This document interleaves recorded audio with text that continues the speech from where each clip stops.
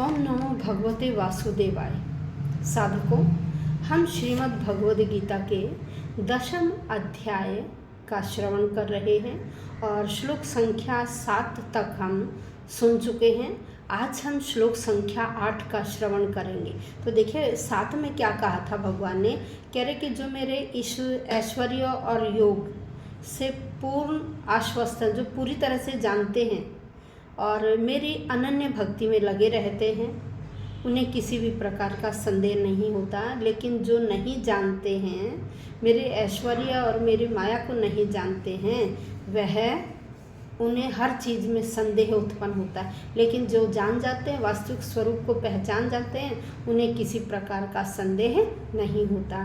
तो आज हम श्लोक संख्या 8 में क्या श्रवण करेंगे कि भगवान ये कहते हैं, बार बार बता रहे हैं इसमें कि देखिए हर चीज़ मेरे से ही उत्पन्न हुई है, लेकिन मोह माया के जो अधीन हो चुके हैं वह यह नहीं समझ पाते हैं कि ये सारी चीज़ें किससे उत्पन्न हुई हैं। वो सृष्टि में जो चीज़ें उन्हें दिखाई दे रही हैं वह उन्हीं को उनका जनक मानते हैं, क्योंकि वो माया के अंधकार में डूबे हुए हैं।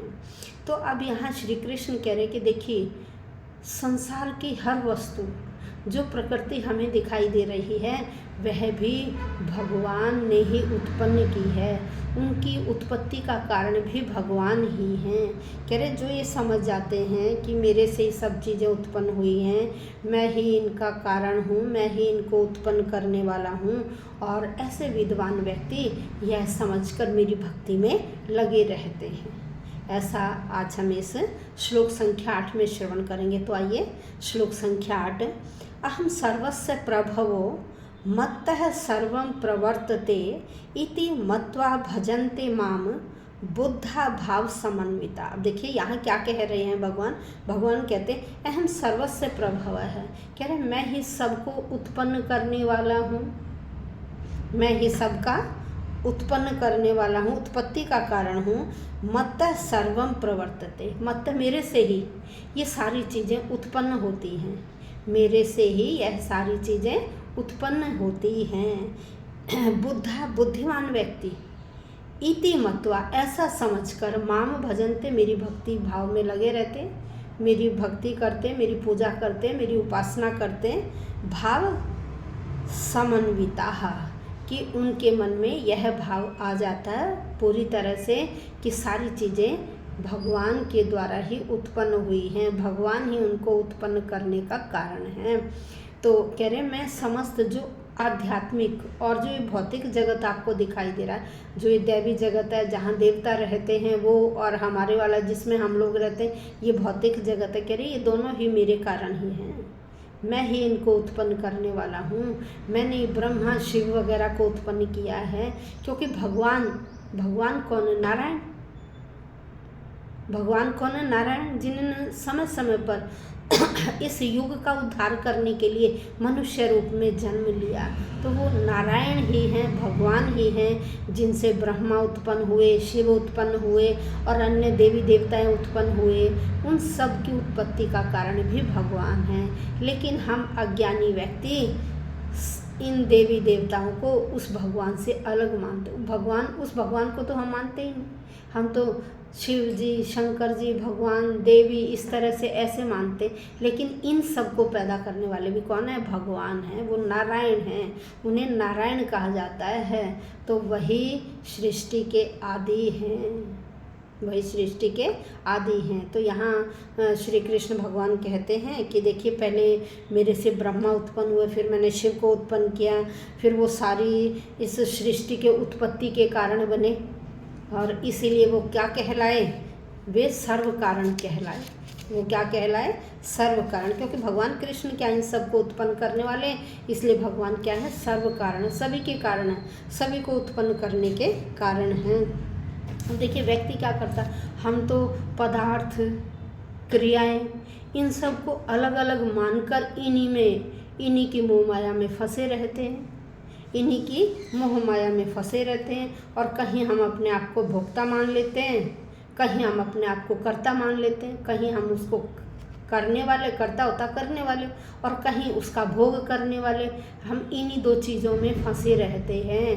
सारी जो वस्तुएं हैं, क्रियाएं हैं, उनमें कहीं हम अपने आप को करने वाला, कहीं हम भोगने वाला समझते हैं और उस भगवान से कोसों दूर रहते हैं, उनकी शरण में जाते ही नहीं। लेकिन जब हमें इन भौतिक क्रियाओं, वस्तुओं, चीज़ों, इन सब का ज्ञान हो जाता है कि देखिए ये सब कुछ भी नहीं है, ये तो क्षणिक हैं, इन सब को उत्पन्न करने वाले कौन हैं? वही आदि परमेश्वर हैं, वही भगवान हैं। जब हम उस भगवान को समझ जाते हैं तो यह हमारा जो मोह माया वो दूर हो जाता है और हम उसकी भक्ति में लीन हो जाते हैं। जब हम भक्ति में लीन हो जाते हैं या उसके परम स्वरूप को जान जाते हैं तो तब हम अपने आप को समझ पाते हैं कि हम उसी भगवान का अंश हैं, हम कुछ भी नहीं हैं। तब व्यक्ति का अहंकार खत्म हो जाता है और वह केवल उसी ईश्वर को अपना समझता है। तो यहाँ यही बताया कि सांसारिक मोह माया का छोड़कर फिर व्यक्ति क्या भगवान भगवत भजन में लग जाता है और इस मोह माया से वह दूर हो जाता है और भगवान के भजन में रमण करता है, लगा रहता है। ऐसा यहाँ श्री कृष्ण भगवान ने बताया और उन्होंने ये कहा कि देखिए केवल मूर्ख ही, जो मूर्ख व्यक्ति है ना, हमने पिछले अध्याय में भी ये सुना था कि मूर्ख व्यक्ति ही भगवान कृष्ण को केवल व्यक्ति समझता है, लेकिन जिन्होंने उसके असली स्वरूप को जान लिया वह उसे कृष्ण नहीं, वह उसे भगवान मानते हैं और भगवान के रूप में उनकी पूजा करते हैं, उनका भक्ति भाव से सम्मान करते हैं, उनका नाम लेते हैं, उनकी उपासना में लगे रहते हैं। तो हमें भी भगवान के असली स्वरूप को पहचान कर उसकी भक्ति में लगे रहना चाहिए। और जो हमारा कर्तव्य, देखिए हम मनुष्य योनि में आए हैं, हमारा कर्तव्य है, जो हमारा कर्तव्य है हमें अपने कर्तव्य को नहीं छोड़ना चाहिए। भगवान का नाम स्मरण करते हुए ही हमें अपने कर्तव्यों का पालन करना चाहिए, तभी भगवान की असली भक्ति होगी। उसे ही असली भक्ति कहा जाता है कि हम अपने कर्तव्य भी न छोड़ें और भगवत स्मरण भी करते रहें। तो आज हमने श्लोक संख्या 8 का श्रवण किया। प्रतिदिन हम एक श्लोक का श्रवण कर रहे हैं। तो मेरी आपसे विनम्र प्रार्थना है कि आप भी सुने, औरों को भी सुनाएं और वीडियो पूरी सुने, बीच में न छोड़ें। लाइक करें, शेयर करें और सब्सक्राइब करें और अपने छोटे बड़े सगे संबंधी उनको भी यह बताएं कि आप भी भगवत गीता का रसपान करें। वीडियो ज़रूर सुनें। धन्यवाद।